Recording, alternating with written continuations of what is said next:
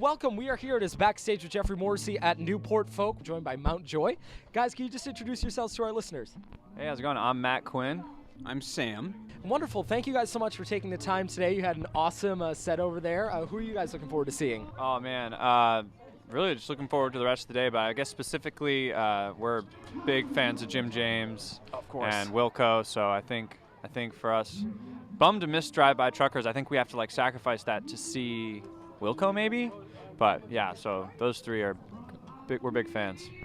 This festival gives you so many tough choices. I almost wish that they didn't make me choose between a Drive-By Truckers and a Jim James kind of thing. So Bonnaroo was your first festival. You did that earlier this year, correct? We did, and that was crazy. Yep. Now, how have you guys sort of adjusted to learning how to play festivals? Is it a lot different than a normal show? Yeah, the energy's different, the vibe's different, but also the set's a little bit different. You kind of have to plan things out energy-wise and just plan for anything. Of course, of course.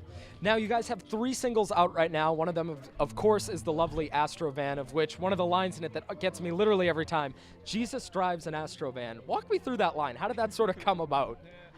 Well, it was kind of a joke between me and my girlfriend at the time. I was thinking about kind of launching in. I was working in music, but it wasn't really being very fruitful. And it was sort of a joke that was sort of like, hey, I may not be making a lot of money, but Jesus drives an Astro Van, And neither of us are religious, but it was fully tongue-in-cheek and kind of turned it into a whole song. And it works. It totally works. Yeah, it's been a weird ride, man. Well, I read that along this ride, you gave a quote that you said that you guys are making the best music of your lives. How so? How are you guys? What do you think is clicking right now? Sure. I mean, just a slight quick backstory. I mean, Matt and I met in high school. Matt was writing some songs. I was playing some guitar and writing my own songs. We kind of came together and just made some goofy little songs in my brother's bedroom. And now here we are, 13 years later, something like that, playing at Newport Folk Festival. But we just kind of feel like we're feeling good about the songs we're creating and the sounds we're making, and that's kind of it, yeah. Wonderful. So I do love the name Mount Joy. I know that you had sort of mentioned that it was because there are 2 mountains in your hometown, Mount Joy and Mount Misery, which I can only imagine living in a place called Mount Misery. But Sam does. You do? I'm so sorry. Well, I grew up there. There's a Mount Misery and a Mount Joy. Mm-hmm. There's properties located on Mount Misery, so now they call it Valley Forge Mountain because nobody wants to buy a house on Mount Misery. But Mount Joy is actually located in Valley Forge National Park, so it's just like a beautiful hill with some trees on it. Oh, nice, Yeah. nice. Mm-hmm. Well, what my question was, other than music, what brings you joy? Oh, man. Matt, you want to take this one? Not that I'm not a happy person, I just can't particularly think of things right now. Yeah. I mean, other than music, I like to, especially with the current political climate, I really like watching sports. Nice. I think sports is this escapism for the most part. So yeah, I like to watch various sports. We're from Philadelphia, so we adhere to the Philadelphia sports fandom, which is largely depressing. But other than that, yeah, that's a thing we like to do. The constant state of Mount Misery, Philadelphia sports. Yeah, pretty much. So rank it for me: Eagles, Flyers, Phillies. Where are you guys? Where do your That's loyalties tough. lie? For me, this Matt speaking. For me, probably a lot of just history for me with the Eagles. So I'll go Eagles first, and then with the way things are going right now, I'm gonna have to go Sixers second. Oh, Sixers. That's right. And I'm trusting the process, and then probably Flyers, then Phillies. Yeah, I mean, 10 years ago it was the Phillies, but Philly's a football town. I mean, if any team's going to win the championship in their sport, you got to go with the Eagles if I had to pick one. Nice, nice. This might not be a good time to remind you that the Patriots did beat the Eagles a couple years ago. We've you heard, are in New England country. we're very aware. We've already, aware. what is it, 1 o'clock? We've already had a few conversations about that specific game, so it is what it is, You guys beat us. You can't be mad at us. It's what you love about New England. Within a couple minutes, it always comes up.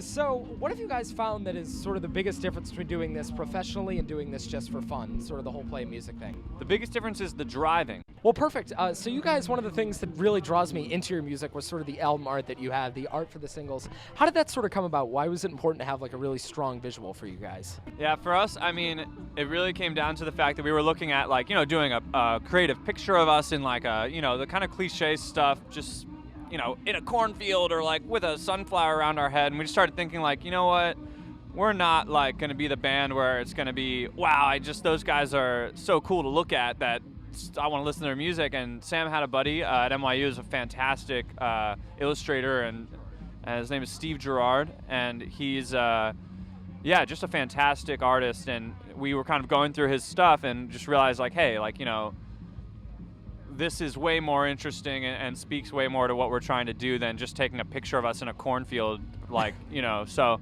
for us, and that's no shade if I'm throwing shade on some band that has a picture in a cornfield. It just didn't really work for our vibe. So yeah, totally. And the art definitely works. Of course, we are here at Newport Folk Festival, and this is a festival where everyone sort of hops on stage and plays with each other. Who do you wish would hop on stage with you guys when you were out during your set? Who would be someone that you would want to kind of join you? It could be here or elsewhere. Here or elsewhere. Well, I'll do here because they're here, you know. So I mean, for me, we played some shows with the Head and the Heart. They were yesterday. Oh yeah. We love those guys. And then Jim James is a hero for us, and Wilco, Jeff Tweedy, that would be pretty sweet. Anyone. I don't know. Bring them all. Yeah, we've been listening to a lot of Michael Kiwanuka too. Oh yeah. That'd be crazy. Will you be able to stick around and see some of the sets tomorrow, or are you off on the road? I think we might be sticking around. Good. Yep. Good. Well, wonderful. Well, if you are here tomorrow, there will be a big sort of event called Speak Out, which will be a tribute to protest songs. So what are some of your favorite protest songs?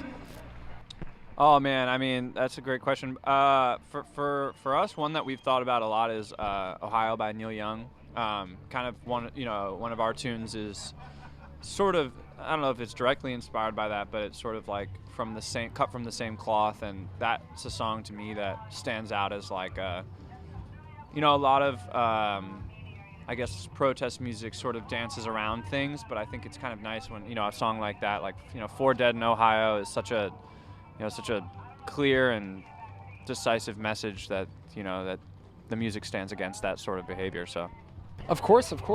And then so you guys do a ton of these interviews, which I'm very appreciative of. But what do you guys wish you got asked a little bit more often, something that you got to talk about more? We were at Hillside Festival in Guelph, Ontario a couple weeks ago, and we did a very similar interview that ended up being a tarot card reading. In which this nice woman asked us, or I guess she read our cards. We asked how the rest of this tour was going to go, and I think she was correct. I mean, who knows? I don't really know. But it was a very strange, interesting little interview. But I don't know, in terms of the questions that we would want to get asked more, I think you kind of summed it up pretty good. You did a really good job. Yeah. I always feel like that's such a self-serving question. My No. apologies. Well, what was the tarot card reading? Now I'm kind of curious. I'm not sure. It was like 4 cards. I'm not really familiar with tarot card readings, but it was kind of representative of like the first week of the tour, second week of the tour, third week of the tour, and then the 4th card was like the overall vibe. Yeah, and I think they said that our first week was going to be a little rough, but it really wasn't. It's been actually really good. It's gotten better and better. I think we've been a little tired the last few days, but yeah. But I think we've been doing okay. Yeah.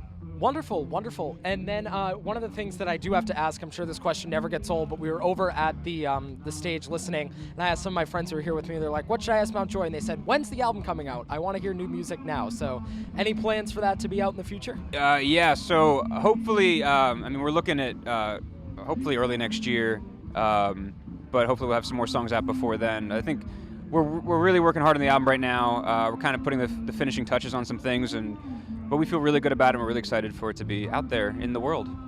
Nice, and this will be my last question. Who has your ear? Who are you guys listening to right now? I think Sam said one. Well, we've been listening to a lot of music in the band.